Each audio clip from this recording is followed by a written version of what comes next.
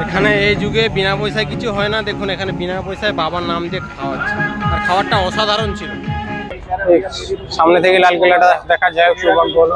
দেখতে পাচ্ছেন শাহজাহানের কৃতিত্বে তৈরি এই জামা মসজিদ। এটি কিন্তু সবাই পাগড়ি বেঁধে নিচ্ছে।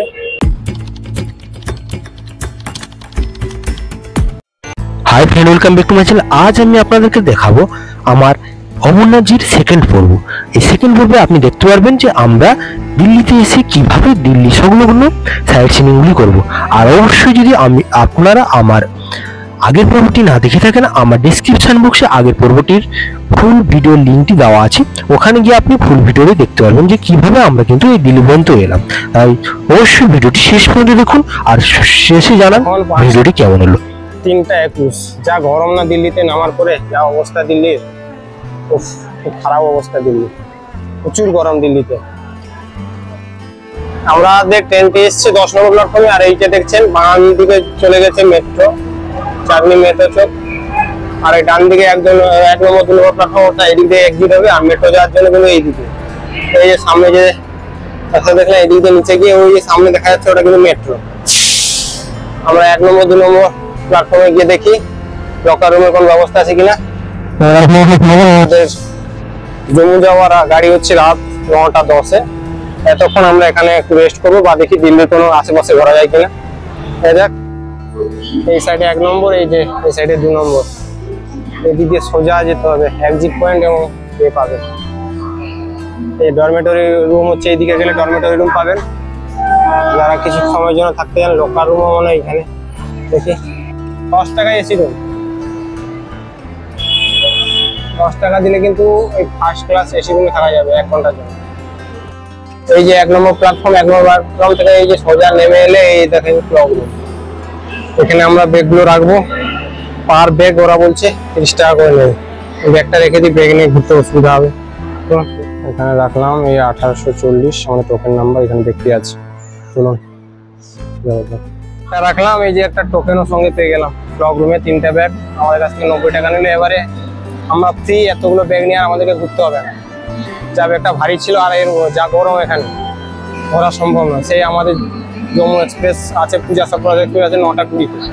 এতক্ষণ কিন্তু ব্যাগ নিয়ে থাকা সম্ভব নয়। চুরি আবার দেখি কোথায় যাওয়া যাক দিল্লিতে, যেহেতু হাতে সময় আছে। সব অবশ্যই সঙ্গে থাকুন, ভিডিওটি শেষ পর্যন্ত দেখুন। আর যদি ভালো লাগে লাইক এবং সাবস্ক্রাইব করতে কিন্তু ভুলবেন না।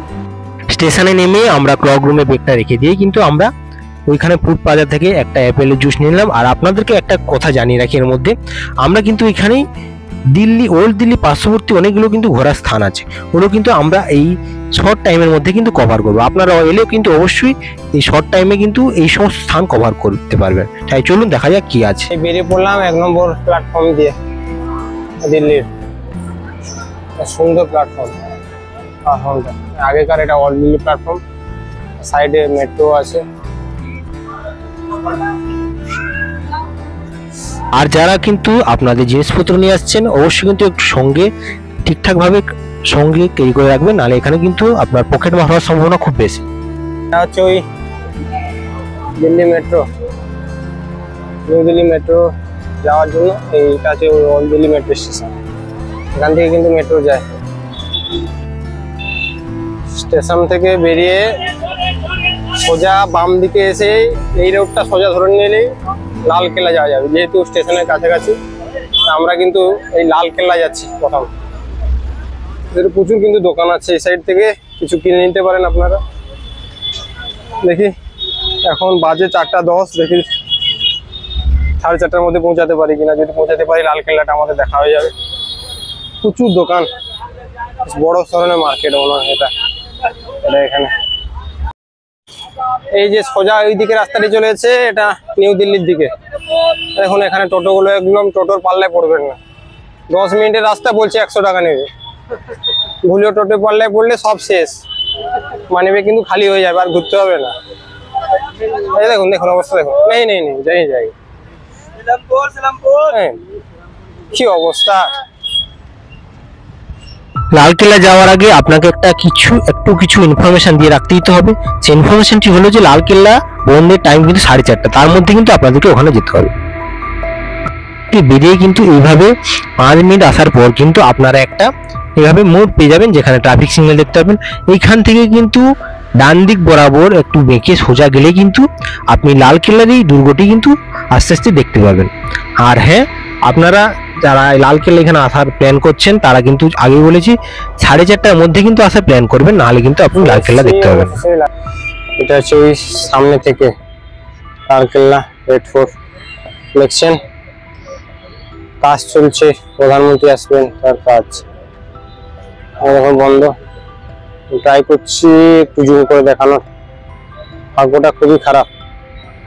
আপনার দিল্লি স্টেশন থেকে এলে কিন্তু এই যে ওল্ড দিল্লি স্টেশনে, যে এদিকে দিল্লি স্টেশনের রাস্তা দিয়ে দিল্লি সোজা এলে কিন্তু এই লালকেল্লাটি পেয়ে যাবে, বিশাল বড় জায়গা নিয়ে। বাইক থেকে দেখাচ্ছে, যেহেতু ভিডিও দেখতে পাচ্ছি না, দেখি ভাগ্যে যাও এটাই জিতলো। প্রত্যেক বছরের ন্যায় এবছরও এইখানে লালকেল্লায় কিন্তু 15ই আগস্টের দিন এক বিশ্বব্যাপী এক সুন্দরভাবে এক অনুষ্ঠান আয়োজিত হয়। আর ওই অনুষ্ঠানের জন্যই কিন্তু আজ প্রায় 2 মাস আগে থেকে কিন্তু লালকেল্লা কিন্তু বন্ধ করা আছে। প্রধানমন্ত্রী নরেন্দ্র মোদী এখানে কিন্তু ওই লালকেল্লায় আসবেন ওই 15 আগস্টের দিন, তাই কিন্তু সিকিউরিটির জন্য মানে এখন থেকে কিন্তু প্রায় 2 মাস আগে কিন্তু লালকেল্লাটি বন্ধ করা আছে। দেখেছিলাম ওটা হচ্ছে 4 নম্বর গেট, আর এটা হচ্ছে ওই লালকেল্লার মেন গেট। এখন পুলিশদের এখানে চলছে, ঢুকতে দেবে না। আর এই সাইডে হচ্ছে দেখুন ফ্রন্ট গেট, এটা যখন খোলা থাকে না তখন কিন্তু অনায়াসে কিন্তু আসতে হবে, পুলিশ না মানা করছে, চলছে মানা করছে। আমরা চলে যাচ্ছি, সামনে থেকে লালকেল্লাটা দেখা যায়। 15 আগস্টের পরে কিন্তু এলে কিন্তু দেখতে হবে, এখন কিন্তু দেখতে হবে না, পুলিশ মানা করছে। চলুন পরে কোনোদিন আসা যাক লালকেল্লায়। লালকেল্লায় কিন্তু অনেক সময় লাগবে, ঘুরে দেখতে প্রায় ঘন্টা দেড়েক সময় লাগবে। এখন প্রচুর রেস্ট্রিকশন এখানে, একটা ফটো তুলতে গেলেও পুলিশের তাড়া খেতে হচ্ছে। এই বিশাল বিস্তৃত লালকেল্লাটি খ্রিস্টীয় 7শ শতাব্দীতে প্রাচীর বেষ্টিত পুরনো দিল্লি শহরে মুঘল সম্রাট শাহজাহান কর্তৃক কিন্তু নির্মিত হয়েছিল। এরপরে 1857 সাল পর্যন্ত এই দুর্গটি ছিল মুঘল সাম্রাজ্যের রাজধানী। তারপরে ব্রিটিশরা এলে 1947 সাল পর্যন্ত কিন্তু এটি কিন্তু ব্রিটিশদের অধীনে একটি সামরিক ক্যাম্প হিসেবে কিন্তু এটি ব্যবহার করা হতো। এই লালকেল্লা থেকে 2 থেকে 2.5 কিলোমিটারের মধ্যে কিন্তু আপনি পেয়ে যাবেন আরেকটি যেটি বেশ গুরুত্বপূর্ণ জায়গা, যেটা হলো জামা মসজিদ। মুঘল সম্রাট শাহজাহান 1644 থেকে 1656 সালের মধ্যে কিন্তু এই জামা মসজিদটি নির্মাণ করেছিলেন। আর আপনার এই জামা মসজিদ যাওয়ার পথে কিন্তু বিশাল আকার বেশ বড় ধরনের একটি মার্কেট দেখে নেবেন। আর ওখানে কিন্তু আপনি বিভিন্ন রকমের সরঞ্জাম, জামা কাপড় থেকে শুরু করে সবকিছু কিন্তু পেয়ে যাবেন এই জামা মসজিদের সামনে থেকে। এলাকার দেখতে এই জামা মসজিদটির দৈর্ঘ্য হচ্ছে 40 মিটার অর্থাৎ 130 ফুট, আর প্রস্থ হচ্ছে 27 মিটার অর্থাৎ 89 ফুট, আর গম্বুজ হচ্ছে 3টি গম্বুজ আছে, আর মিনারের সংখ্যা 2টি। আর তখনকার সময়ে এটি নির্মাণে খরচ হয়েছিল প্রায় 10 লক্ষ রুপি। আর এই দেয়ালটা কিন্তু পুরোটি লাল বেলে পাথর এবং মার্বেল দিয়ে কিন্তু তখন তৈরি হয়েছিল। তখনকার দিনে মুঘল আমলে এই জামা মসজিদটি কিন্তু ছিল সব থেকে বৃহত্তম মসজিদের মধ্যে অন্যতম। এই মসজিদের প্রধানত 3টি গেট আছে, 1 নম্বর, 2 নম্বর, 3 নম্বর। আপনি যে কোনো গেট দিয়ে কিন্তু এই মসজিদে ঢুকতে পারেন। আমরা যে গেট দিয়ে ঢুকেছিলাম এটা হচ্ছে গেট নম্বর 2। এখানে কিন্তু অনেক দোকান আছে, চাইলে অনেক কেনাকাটা ওখানে করবো। দেখুন খালি দোকানগুলো কত আছে, প্রচুর সারি সারি দোকানে ভর্তি, পুরো নেই এমন কিছু জিনিস নেই, A to Z সমস্ত জিনিস আছে। দেশের এক অন্যতম আর মুঘল সম্রাট শাহজাহানের নির্মিত শেষ স্থাপত্যগুলির মধ্যে এক হলো এই মসজিদ। দেখতে পাচ্ছেন শাহজাহানের কৃতিত্বে তৈরি এই জামা মসজিদ। এটি কিন্তু এই যে উপরে যে মসজিদটা আছে, এখানে যেতে গেলে 30টি ধাপ পেরিয়ে যেতে হবে। এই যে পরপর কিন্তু 30টি ধাপ আছে, পেরোলেই কিন্তু এমন স্টাইলে দেখুন তৈরি করা হয়েছে মসজিদটি, খুব সুন্দর স্টাইলে। তো আমি আপনাদেরকে উপরে নিয়ে দেখাচ্ছি, তো গুনতি করুন 30টি ধাপই কিন্তু আছে। এর জন্য কিন্তু সেই সময় মুঘল সম্রাট শাহজাহানকে এক বিশেষ উপাধিত্ব করা হয়েছিল। আমরা যেখানে উঠোনটি দেখা যাচ্ছে ওটা হচ্ছে পুরো লাল বেলে পাথরের তৈরি, এবং এটি কমপক্ষে প্রায় 99 মিটার এবং প্রায় 25,000 প্রার্থনাকারী কিন্তু এখানে একসঙ্গে প্রার্থনা করতে পারেন। আর ঢুকেই কিন্তু আপনি সামনে একটি প্রার্থনা হল দেখতে পারবেন, যেখানে এই প্রার্থনা হলটি প্রায় 61 মিটার এবং প্রস্থ হচ্ছে 27 মিটার। এই মসজিদটির কিন্তু প্রধানত দুটি নাম রয়েছে। একটি হচ্ছে শাহজাহান কর্তৃক নাম, যেটি হলো মসজিদ ই জাহান্নামা, যা অনুবাদ করলে ফার্সি ও উর্দু ভাষায় হয় যে পৃথিবীর প্রতিবিম্ব মসজিদ। আর আরেকটি অপর নামটি হলো জামে মসজিদ, যা সাধারণ মানুষের কাছে প্রচলিত জামা মসজিদ নামে। আরবিতে এর প্রকৃত অর্থ হলো জামে মসজিদ। বাইরে বলা আছে ছবি তোলা বারণ, জুতো নিয়ে যাওয়া বারণ।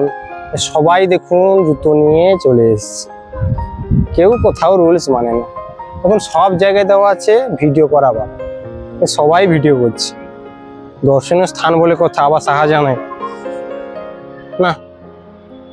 এই আশ্চর্য মুঘল সম্রাট শাহজাহান যে এইভাবে তৈরি করেছেন, সত্যি অপূর্ব লাগছে। দেখুন বাউন্ডারিটা দেখুন, আর সামনে আছে ওই 2 নম্বর গেট। আমরা এসছি ওই সামনের গেট দিয়ে, সরি ওটা আমরা 2 নম্বর গেট দিয়েছি, এটা হচ্ছে 3 নম্বর গেট। আর ওই ওটা 3 নম্বর গেট, ওটা 2 নম্বর গেট, আর এটা 1 নম্বর গেট। দেখি আমরা যেদিক দিয়ে এসেছি ওই দিক দিয়ে চলে যাই। একটু ঠান্ডা থাকতো বা বৃষ্টি হয়ে, তার ওয়েস্ট বেঙ্গলের মধ্যে দিল্লিতে হতো না, জায়গাটা কিন্তু আর একটু থাকতে ভালো ইচ্ছে লাগতো। কেন পা ফেলার জায়গা নেই, খালি পায়ে আবার যেতে হচ্ছে, এত গরম বলার বাইরে। যেতে যেতে একবার জামা মসজিদের হিস্ট্রিটাও জেনে নেওয়া দরকার। এই যে এখন পুরো হিস্ট্রিটাই দেওয়া আছে।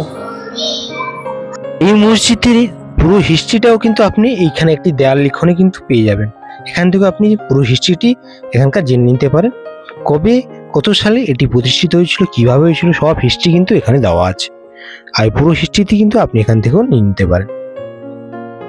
যেতে যেতে আমরা আবারও দেখে নিলাম একবার সেই বিশাল বড় মার্কেট। এখানে কিন্তু বিশাল বড় এক মার্কেট আছে, এখান থেকে আপনি আপনার প্রয়োজনীয় জিনিসপত্র কিন্তু কিনে নিয়ে যেতে পারেন।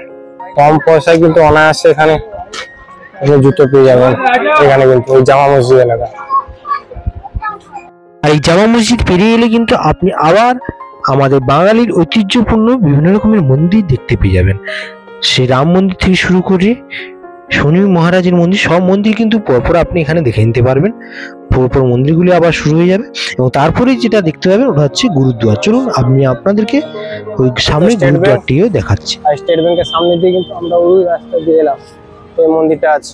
আর এই সোজা রাস্তা দিয়ে চলে যাচ্ছে গুরুদুয়ারের দিকে। আমরা কিন্তু আজকে হিন্দু, মুসলিম, শিখ 3টে স্থানই দেখে নেব। চলুন যাওয়া যাক।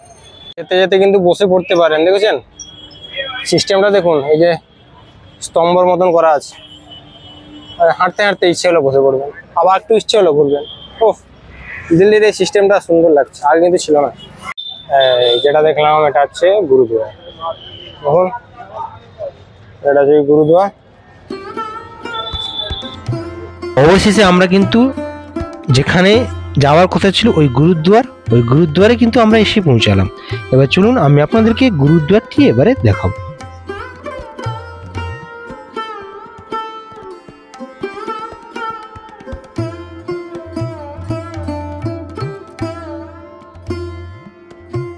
এই গুরুদুয়ারের সামনে যেটা আমি এখন গেছিলাম, ওখানে ভিডিওগ্রাফি মানা বলে আমি আপনাদেরকে দেখাতে পারলাম না ভিতরে। ভিতরে বেশ সুন্দর প্রভুর নাম কীর্তন হচ্ছে, বেশ মনটা খুব শান্তি হয়ে যাবে। গেলে এই যে সামনে দেখতে পাচ্ছেন, গেলেই প্রথম একটা করে পাগড়ি বেঁধে দেবে মাথায়, যেটা শিখদের আছে। বসবেন, মনটা শান্তি করবেন, তারপর ওখানে খাবার দিচ্ছে, টাকা দিতে পারেন ফ্রিতে, খাবার খাবেন আবার চলে আসবেন। সুন্দর দেখছেন। ওনাকে কিন্তু আমি আগে জিজ্ঞাসা করে নিয়েছিলাম যে করা যাবে কিনা, ভিডিওগ্রাফি করা যাবে না। উনি কিন্তু স্ট্রিক্টলি বলে দিয়েছিলেন যে ভিডিওগ্রাফি করা যাবে, তাই কিন্তু বাইরে থেকেই করছি, ওনার পারমিশন নিয়ে কিন্তু করছি বাইরে থেকে। গুরুদুয়ারটা কিন্তু বেশ ভিতরে গেলেও কিন্তু নির্জল, নিরিবিলি, প্রভুর নাম হচ্ছে, ভালোই লাগবে। এই বিকেল টাইমটা কিন্তু আসবে, ভালো লাগবে। দেখুন সহজে মানুষ কিন্তু আসছে এবার পাগড়ি বেঁধে, খুব সুন্দর ভালো লাগবে। এই যে এটা হচ্ছে ওই গুরুদুয়ার, এখানে আমি একটু নিয়ে এলাম। গুরুদুয়ার থেকে যে সোজা রাস্তাটা ওই দিকে চলে গেছে, ওটা স্টেশনের দিকে। আর কিন্তু এখানে দেখার মতন কিছু নেই। আমি কিন্তু এখানে এসে হিন্দু, শিখ, খ্রিস্টান, মুসলিম সবাদের জীবন কাহিনী নিয়ে কিছু না কিছু আমরা কিন্তু জেনে এলাম। এবার চলুন এবার যাবে আমাদের পরমেশ্বর বাবার কাছে, তার জন্য আমাদের ট্রেন আছে সাথে। চলুন এবার নেক্সট গন্তব্য হচ্ছে আমাদের স্টেশন। এই রাস্তা দিয়ে, এই যে সোজা রাস্তা দিয়ে চলে গেছে, ওটা দিয়ে ট্রেন স্টেশন যেতে হবে। এই যে এটা ওই গুরুদ্বারে কিন্তু লঙ্গার হল। লঙ্গার হল যদি খেতে যান খাবার কিন্তু ওখানে ফ্রিতে খাবার পেয়ে যাবেন। আর এই যে সোজা রাস্তা দিয়ে চলে গেছে এই স্টেজের ফ্রিতে, ওটা কিন্তু ওই স্টেশনের দিকে। ধরুন আমরা এখন স্টেশনের দিকে যাব।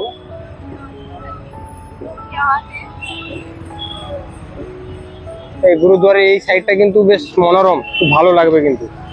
এই সামনে গুরুদ্বার, আরেকটা যেটা দেখলাম এই যে হরে কৃষ্ণ নাম হচ্ছে।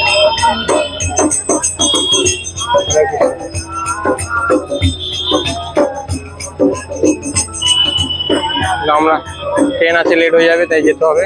ওই স্টেশনে যাওয়ার আগে যে গুরুদ্বার থেকে রাস্তাটা এসছে তার পাশে কিন্তু এইভাবে বিশাল বড় একটা মল পেয়ে যাবে। দিল্লির বেশ বিখ্যাত মল কিন্তু এটা। আর সোজা গেলেই আপনি স্টেশন। মলটা খালি দেখুন কত বড়।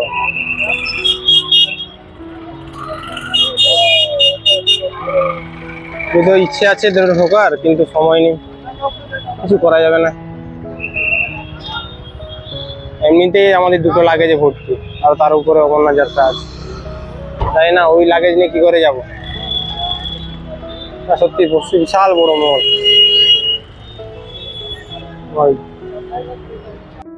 এই যে ব্যাগগুলো আমরা এবারে বের করে নিচ্ছি, আমাদের এখানে লোকার রুম দেওয়া ছিল। চলুন, ব্যাগগুলো বের করা হয়ে গেছে। এবার চলুন আমাদের প্ল্যাটফর্মে, ট্রেন আর কিছুক্ষণের মধ্যে এসে যাবে 3 নম্বর প্ল্যাটফর্মে। করলাম এর সোজা ওই যে দেখা যাচ্ছে সোজা কিন্তু 3 নম্বর স্টেশন, 3 নম্বর প্ল্যাটফর্ম। এখানে আমাদের আসবে পূজা সারফারাজ এক্সপ্রেস, যেটা অল জেড নামে। বলছিলাম ভাগ্য যদি হয় সহায়, কে আমারে আটকায়। আমাদের তাই হয়েছে। 12413 পূজা সারফারাজ এক্সপ্রেস, যেটা আজমোর থেকে ছেড়ে জম্মুতা হয়ে যাবে দিল্লি হয়ে। ওটাই আমাদের ট্রেনের টিকিট ছিল, ওয়েটিং লিস্ট 7, 8, 9। আর ওটা এই 4 ঘন্টার আগে আমরা কনফার্মেশন পেলাম আমাদের টিকিট ট্রান্সফার হয়ে গেছে থার্ড এসিতে। থার্ড ইকোনমিক্স, যেটা রেলের এখন নতুন বেরিয়েছে থার্ড ইকোনমিক্স। এর আগে ছিল না, এখন নতুন নিয়ে করেছে থার্ড ইকোনমিক্স এর M2 তে। তাহলে ভাবুন, ভাগ্য না থাকলে হবে?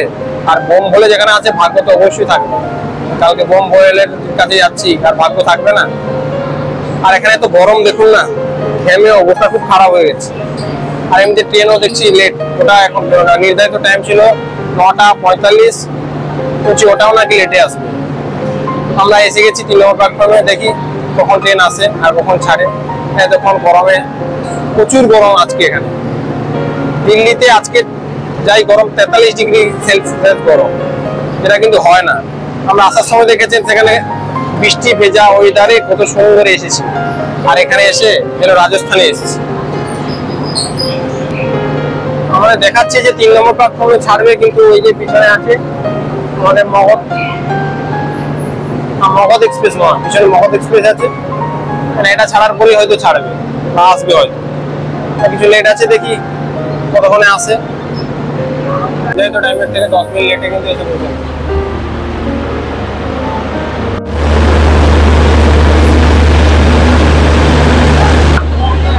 দেখুন কি সমস্যা হচ্ছে ভিড়ে। জেনারেল ক্যামেরার কি অবস্থা দেখুন, D2 জেনারেল ক্যামেরা। আমরা M2 ওই যে 3 ইকোনমিক্স যেটা বলছিলাম, যে বাসে যাচ্ছি ওই বাসটা আপনাকে দেখাচ্ছি। এখন এসি কোচ, এই এসি গেট, ভাগ্যের ব্যাপার। স্লিপার কেটে এসিতে যাচ্ছি, কি ব্যাপার। ট্রেনে উঠে যে প্রবলেমটা আমার প্রথম হয়েছে, জায়গা নিয়ে ঝগড়া করতে হবে। ট্রান্সফার তো হয়ে গেল M2 তে, কিন্তু যে কি সমস্যা এসিতে, এই সিটে শেষ, এই সিটে বলছে ওপরে যাবে না, নিচে যাবে না। আর এখন এমন অবস্থা, মানে চলুন দেখাচ্ছি সিটের কি অবস্থা। সবই ভালো, একটু উপরে না বসা যায় না, এমন অবস্থা, মাথা পুরো লেগে যাচ্ছে।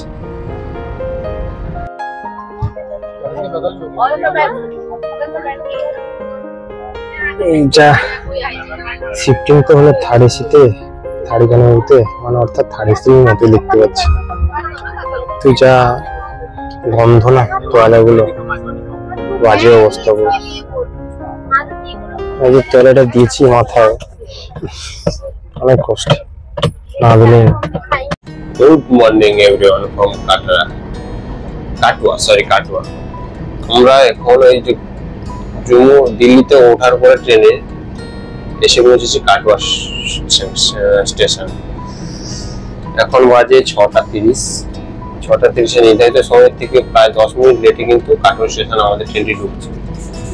আর ভেতরে আমি ভেতর থেকে বেরিয়ে এসে আমি ভিডিওটি করছি, কারণ যা ঠান্ডা, কালকে দুটো কম্বল করে ঘুমিয়েছি, এত ঠান্ডা, মানে এসিটা যেন আস্তে আস্তে বেড়ে যাচ্ছে, এত ঠান্ডা আর বলার বাইরে। বাইরে গরম আর ভিতরে যেন কুল অবস্থা। আর আমার সিট ছিল উপরে, একদম ডিপ, উপর যে এসিটা বেরোচ্ছে না, অবস্থা খুব জরাজীর্ণ হয়ে গেছে। দুটো কম্বল করেছি তাও ঠান্ডা যাচ্ছে না, কোনো মতে বাইরে বেরিয়েছি, এত ঠান্ডা। এই যে এখানে এসি দেখুন এগুলো আছে, এখানে ওকে বলেছিলাম কমিয়ে দিয়েছিল, জানি না হঠাৎ আবার কেন বেড়ে যাচ্ছে। ঠিক আছে, অসুবিধা নেই। আমাদের ট্রেন এখন প্রায় আধা ঘন্টা মতো লেটে চলছে, আধা ঘন্টা মতো লেটে চলে কিন্তু পৌঁছাবে। আধা ঘন্টা মতো লেটে চলে 7:30টার দিকে পৌঁছাবে আমাদের ট্রেন। আশা করি আর যদি লেট না করে বা যদি ভাইখান থেকে ভালো করে টানে কিন্তু তাদের পৌঁছে যাবে মানে জম্মু টাওয়ারে। এখন পর্যন্ত দেখতে পাচ্ছি টাওয়ার আছে, কিন্তু যাইনি। যদি আমার পোস্টপেড সিম করা আছে, কোনো সমস্যা নেই, কিন্তু আরেকটা সিমের দেখতে পাচ্ছি এখনো কিন্তু টাওয়ার যায়নি, মানে জম্মু টাওয়ার ঢোকেনি এখন। জম্মুর যে এরিয়া ওটা এখনো ঢোকেনি, দেখা যায় কোথায় ঢোকে। অবশ্যই আপনারা কিন্তু শেষ পর্যন্ত আমার ভিডিও দেখবেন। আজকে আমরা আপনাদের দেখাবো আমাদের জম্মু টাওয়ার থেকে বাবা অমরনাথ গুহাযাত্রার দিন আজকেই কিন্তু স্টার্ট। আমরা কিভাবে সবকিছু করছি, কোথায় যাচ্ছি, পুরো ভিডিওটি কিন্তু শেষ পর্যন্ত দেখবেন। এটা হচ্ছে ওই এসি ভিতরে যে আছে না, এসি কন্ট্রোল করার বিভিন্ন রকম সুইচ। দেখুন কত ডিগ্রি এসি চলছে, কত উঠছে, কত কমানো যায়, সব কিছু আছে। এই দেখুন এটা হচ্ছে ওই নদী, যেটি হচ্ছে সিমলা মানালি থেকে বয়ে এসছে। দেখুন নদীটা, ওই নদী যেটা সিমলা মানালি থেকে বয়ে এসে জম্মু তাওয়াই দিয়েই কিন্তু চলে গেছে। দেখুন নদীতে এখন কিন্তু জল নেই, না এই সাইডে একটু জল আছে, কিন্তু তত বেশি জল নেই।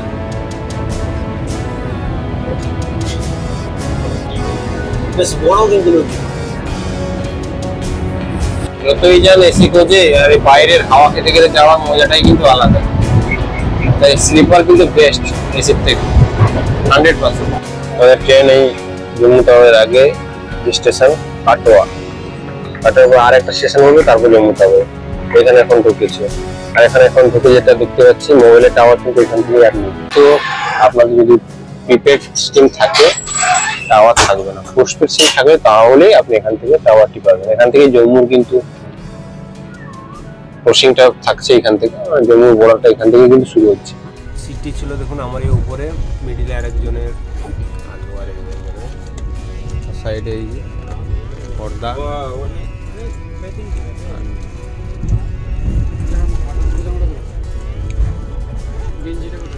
রাখার জন্য তাক আছে, উপরে একটা আছে,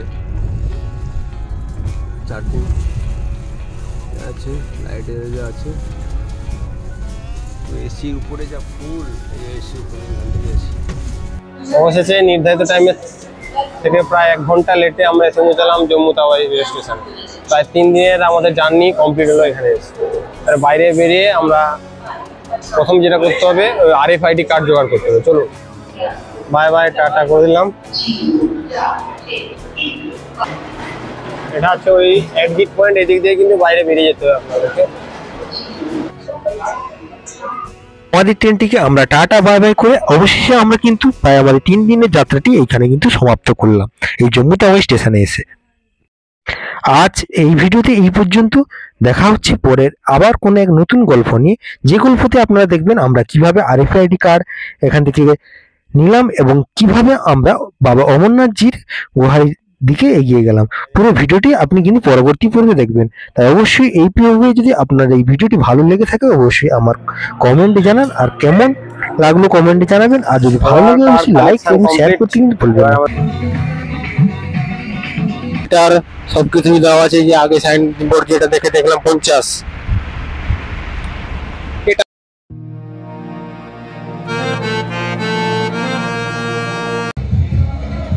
अमरनाथ ट्रैवल के साथ मेरा ये दोस्त मिल गया, ये देखिए।